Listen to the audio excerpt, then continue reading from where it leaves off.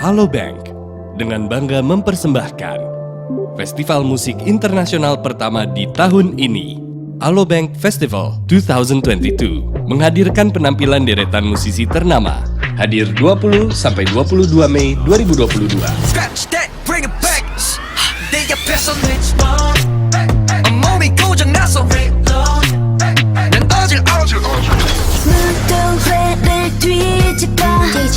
작은 소란을 또 일으켜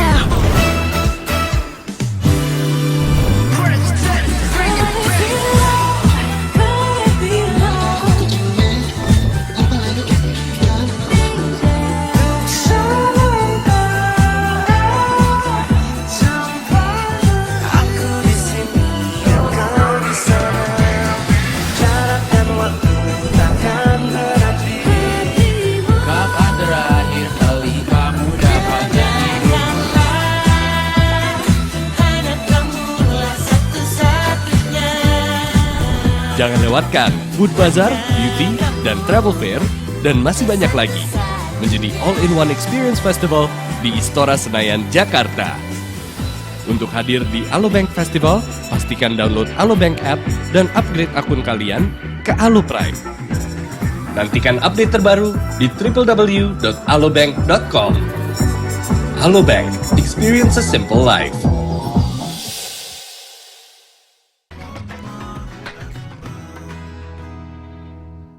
Auzubillahiminasyaitonirrajim. Bismillahirrahmanirrahim. Assalamualaikum warahmatullahi wabarakatuh. Waalaikumsalam warahmatullahi wabarakatuh. Jamaah. Oh, jamaah. Alhamdulillahirrahmanirrahim. Wassalatu wassalamu ala asrofil anbiya'i wa mursalin wa ala alihi wa sahbihi ajmain amma ba'du. Alhamdulillah jamaah, bertemu lagi bersama saya Mikdad Adauzi tentunya di Islam Itu Indah. Masya Allah, hari ini di pagi hari ini seperti biasa kita akan belajar bersama-sama lagi. Ada guru-guru kita yang luar biasa, kita sapa dulu. Ustadz Maulana, apa kabar? Alhamdulillah. Gimana perjalanannya, lancar ya dari Jogja? Pokoknya alhamdulillah. Lancar ya, Masya Allah, sehat ya. Sampai dengan selamat. Yang penting semangat hari ini kita berbagi ilmunya. Semangat. Masya Allah. Tapi saya tidurnya lebih lama. Iya makanya. Bisa tidur 5 jam. Masya Allah, baik. Ada Habib Usman, apa kabar Habib? Baik, sehat ya? Alhamdulillah. Alhamdulillah, semangat Habib ya? Semangat. Baru pulang Alhamdulillah. kampung nih. Iya dong. Ustaz Syam, apa kabar? Alhamdulillah, minal aidin wal faizin. Ada bapak baru nih, minal aidin wal Masya faizin. Allah. Masya Allah. Semangat ya. Iya. Berapa jam tidurnya? Berapa jam tidurnya? Saya kan dari Jogja ke Gambir Iya. 5 jam. 5 jam.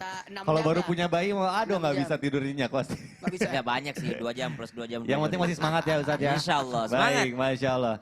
Jamaah, kita sebagai manusia pasti pernah nih, pasti mungkin nggak sadar gitu ya, kita itu pernah meminta sama seseorang, entah itu bantuan atau harta atau materi. Namun ternyata menurut Islam meminta-minta itu adalah hal yang kurang baik. Namun hal minta-minta seperti apa sih yang sebenarnya tidak disarankan menurut Islam? Makanya insya Allah nih hari ini kita akan membahas tema meminta yang mendatangkan dosa. Masya Allah. Ustadz Maulana mohon izin nih. Iya.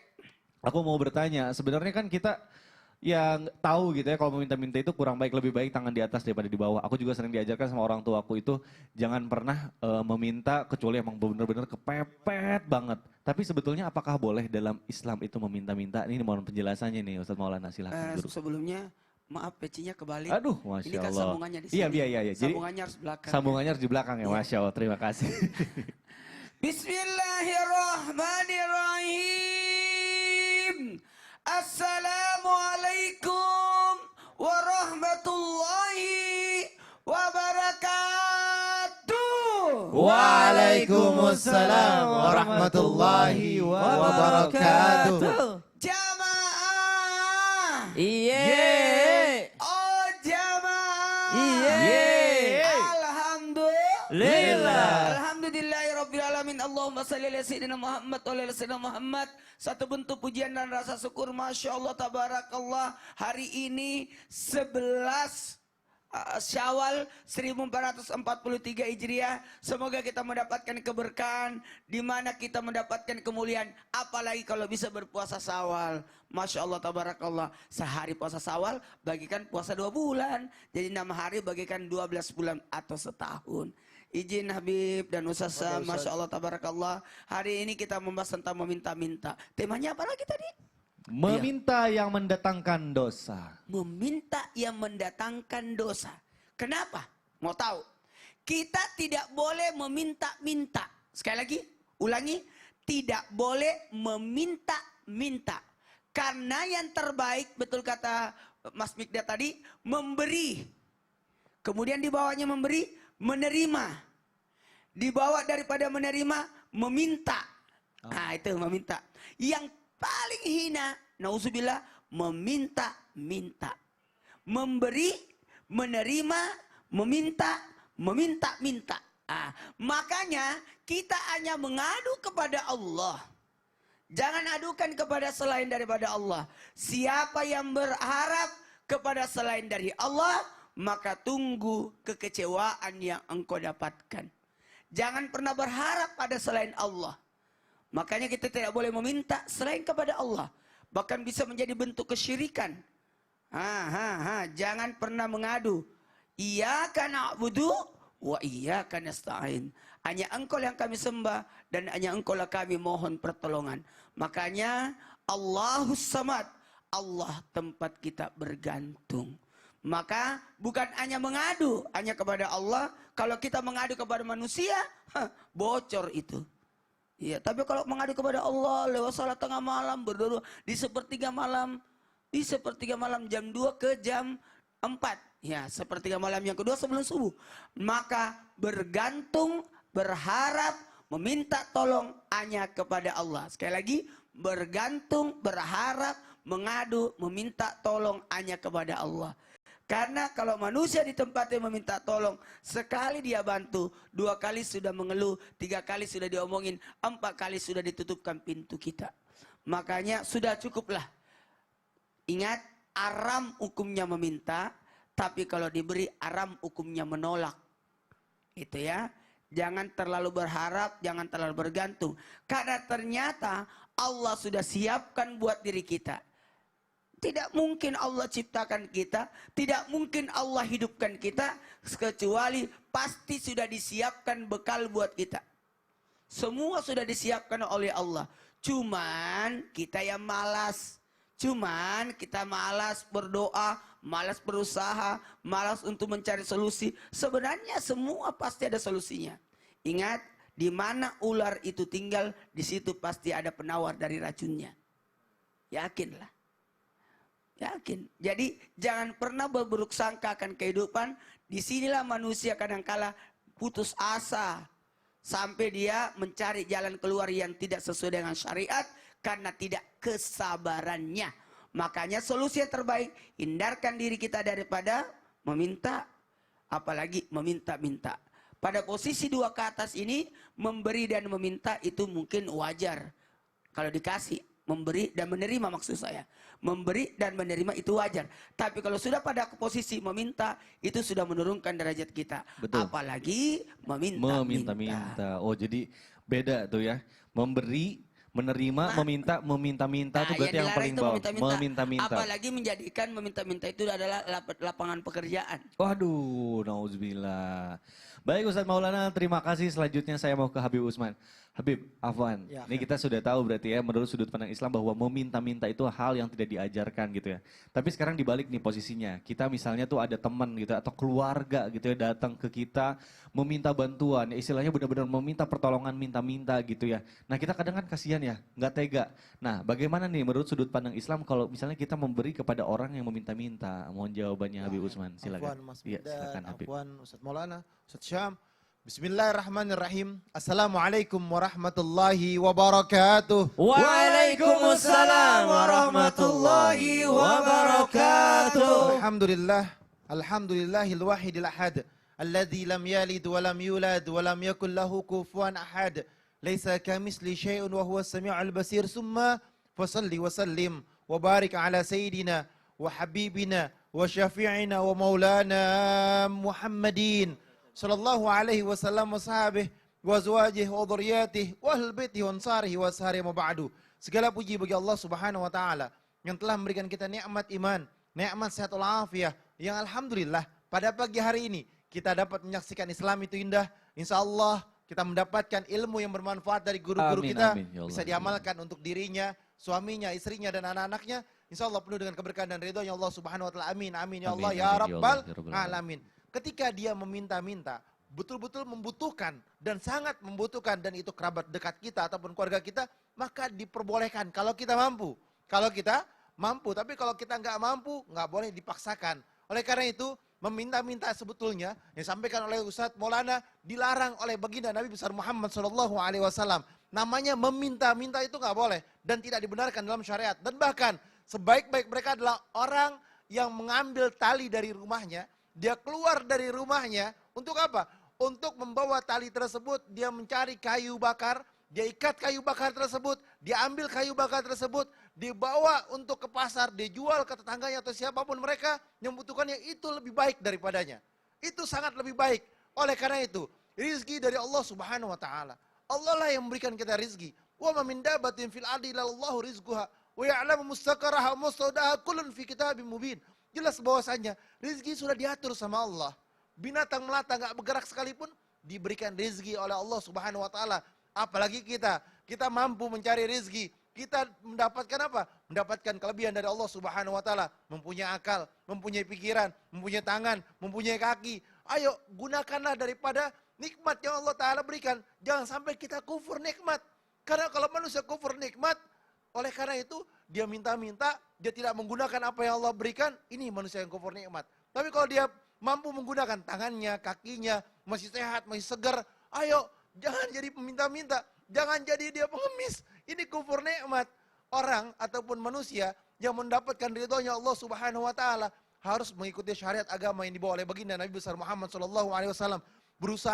Berusaha dengan semampunya, berusaha dengan tangannya, kakinya yang masih sehat, yang masih segar. Karena apa? Ini sudah Allah berikan kepada kita dan kita bersyukur atas nikmat yang Allah taala berikan. Gunakan akal kita, gunakan pikiran kita, gunakan kemampuan kita. Ini yang benar oleh syariat. Kalau dia meminta-minta, ini yang nggak benar. Dia nggak bersyukur atas nikmat yang Allah Ta'ala berikan. Dia nggak berterima kasih kepada Allah. Dia tidak menggunakan seluruh tubuhnya untuk beribadah kepada Allah Subhanahu Wa Ta'ala dengan bentuk terima kasihnya. Dan bahkan siapa orang di antara mereka yang dimana mereka tersebut dia minta-minta, terus meminta-minta, nanti dibangkitkan oleh Allah Subhanahu Wa Ta'ala di mana? Di hari kiamat yang Allah Subhanahu Wa Ta'ala wajahnya itu udah nggak ada dagingnya mukanya. Nauzubillah. Karena apa? Kebanyakan minta-minta. Orang kalau sudah minta-minta, ini adalah manusia yang hina. Siapa orang yang minta-minta tanpa ada kebutuhan, maka dia seperti memakan bara api. Aduh, Udah dibangkitkan mukanya tulang semua. Tulang semua. Iya kan? Ngeri banget Dagingnya ya, nggak Beb. ada, karena habis. Iya ya. Terus di dunia juga ya otomatis pasti harga dirinya juga nggak ada Betul. ya. Aduh, nauzubillah. Jadi mukanya kayak musuhnya Captain America. Aduh, balik lagi ke Marvel nih, Masya Allah. Pasti udah nonton Doctor Strange nih. Masya Allah, baik Habib Usman, terima kasih penjelasannya. Selanjutnya saya mau ke Ustaz Syam nih. Ustaz Syam masih anget nih kemarin suasana lebaran gitu ya, Siap. saya sering dengar. Atau saya juga kalau mungkin keceplosan gitu ya. Ih, mana nih THR-nya? Oh, Ih, gitu. bagus banget nih sepatunya. Kayak mesti berasa anak Iya, kecil iya, gitu ya. iya, iya, iya. Mau dong satu misalnya ke Habib Usman. Habib Usman jamnya bagus-bagus, mau dong satu. Nah itu gimana tuh? Sebenarnya tuh kalau misalnya kita meminta kepada orang lain karena kita melihat, kita menganggap bahwa orang lain itu rezekinya lebih banyak dari kita. Duitnya banyak lah ya. Lebih kaya dari kita. Itu gimana hukumnya menurut Islam? Mohon penjelasannya Ustaz Syam, silakan. Bismillahirrahmanirrahim. Tabi guruku Habib Umam Ustaz Maulana Halo, Ustaz. Mas Mikdad serta guru-guru kami melakukan Allah Subhanahu wa taala. Alhamdulillahirabbil alamin wassalatu wassalamu ala asyrafil anbiya'i wal mursalin sayyidina Muhammadin wa ala alihi wa sahbihi ajma'in. Asbahna wa asbahal mulku lillahi rabbil alamin. Subhanak la ilma lana illa ma 'allamtana innaka antal alimul hakim. Rabbi shrah li sadri wa yassir li amri wa hlul 'uqdatam min lisani yafqahu qawli waj'al li wazira min ahli amin amin amin ya rabbal alamin. بعد أن نقول أعوذ بالله من الشيطان الرجيم للفقراء الذين أحصروا في سبيل الله لا يستطيعون ضربا في الأرض يحسبهم الجاهل أغنياء من التعفف تعرفهم بسيماهم لا يسألون الناس إلحافا. Sadaqallahul azim. Allahumma arhamna bil Qur'an. Ternyata di dalam Al-Quran salah satu karakteristik para sahabat baginda Nabi Sallallahu Alaihi Wasallam pada saat itu, di masa lalu, mereka yang benar-benar beriman kepada Allah Subhanahu Wa Taala, mereka juga menjaga harga dirinya. Sehingga mereka dikatakan, nih orang-orang nih yang dekat Nabi ini orang kaya semua kali ya. Ini yang jadi sahabat Rasul nih orang kaya semua perasaannya. Kelihatan dia lebih bersyukur, lebih ceria, subhanallah. Yahsabuhumul jahilu agniya'a minat ta'afuf. Dipikirnya kaya saking gak pernahnya meminta. Dipikirnya kaya raya saking gak pernahnya meminta-minta. Bahkan kelihatan wajahnya wajah-wajah orang yang bersyukur. Karena dekat dengan baginda Nabi SAW. Sekarang pertanyaannya, boleh nggak sih kalau kita minta nih kan keluarga juga gitu kan. Yeah. Kenal juga, kerabat juga deket ini. Boleh nggak kalau misalnya minta, THR mana nih bos? Ya kan? Atau oleh-olehnya mana nih habis mudik nih? Benar. Subhanallah. Maka apakah diperbolehkan? Tetap saja meminta adalah sesuatu yang tidak dibenarkan ataupun tidak disukai. Namun jangan meminta-minta. Yang bagus itu adalah mengingatkan. Nah, kalau meminta dan meminta-minta kepada manusia adalah sesuatu yang tidak boleh, tapi mengingatkan itu wajib. Misal ada kawan kita kaya raya sebenarnya, tapi sedekahnya nggak pernah keluar. Maka kita sebagai kawannya, maka kita sebagai sahabatnya, nggak apa-apa tuh sekali-sekali sentil, bukan meminta untuk diri kita, tapi memintakan kepada orang lain. Bro, tahu nggak itu si ini lagi terlilit hutang loh dia, subhanallah. Marilah kita bantu sekali-sekali. Kayaknya nggak pernah kulihat kamu bantu dia gitu. Siapa tahu kamu bingung uangmu mau dikemanain, kau sedekah kemana? Bolehlah kau sedekah kepadanya, karena dia sedang terlilit hutang. Maka mengingatkan saudara kita, sahabat kita adalah sesuatu yang terpuji malah. Kalau meminta sama dia, bagi dong, oh itu nggak baik. Tapi kalau mengingatkan dia, nggak pernah bagi-bagi perasaan, bagiin tuh kepada si Anu. Ada ininya, ada utangnya, ada segala macam. Dia adalah fakir miskin. Maka subhanallah justru itu adalah perbuatan terpuji. Bahkan dalam Al-Quran disebutkan, illalladzina amanu wa amilus salihat wa tawasaw bil haqqi wa tawasaw bis sabr. Sesungguhnya manusia dalam keadaan kerugian demi waktu, demi masanya. Mereka hidup di dunia ini bisa saja dia nanti mengalami kerugian di alam barzakh. Mereka hidup di dunia ini bisa saja mereka mengalami kerugian di akhirat. Mereka yang menjalankan kemarin Ramadannya bisa saja dia menjalaninya dalam keadaan kerugian. Kecuali siapa? Mereka saling mengingatkan dalam kebaikan, dalam kebenaran, dan saling mengingatkan dalam kesabaran. Jadi meminta tidak boleh dan tidak baik, tapi mengingatkan dia, maka itulah sesuatu yang terpuji atau yang baik. Wallahu ta'ala. Waduh, Masya Allah. Mengingatkannya juga dengan cara yang baik. Oh iya dong, akrab dulu, dekat dulu. Jangan sarkas ya. Jangan. Nanti yang ada malah slack. Waduh, pas banget nih. Sekarang aku mau curhat nih sama Habib Usman. Habib, jujur nih ya. Sebenarnya aku tuh suka minta sama Allah. Aku tuh masih inget banget nih ada orang-orang yang menyakiti aku gitu ya. Nah aku tuh minta sama Allah supaya orang-orang yang pernah nyakitin aku tuh dibales sama Allah. Nah berarti itu kan juga meminta-minta sama Allah. Itu gimana Bib? Boleh gak sih, dosa gak sih kalau aku kayak gitu? Wah, bahaya ini. Waduh, astagfirullahaladzim. Bahaya gimana maksudnya Bib? Bahaya kalau kita bahas sekarang. Jadi jangan kemana-mana. Tetap di Islam itu indah. Jamaah alhamdulillah. Waduh, udah bisa nge-host nih? Udah langsung Ngoker ya. Udah Habib aja. Nanti habis ini.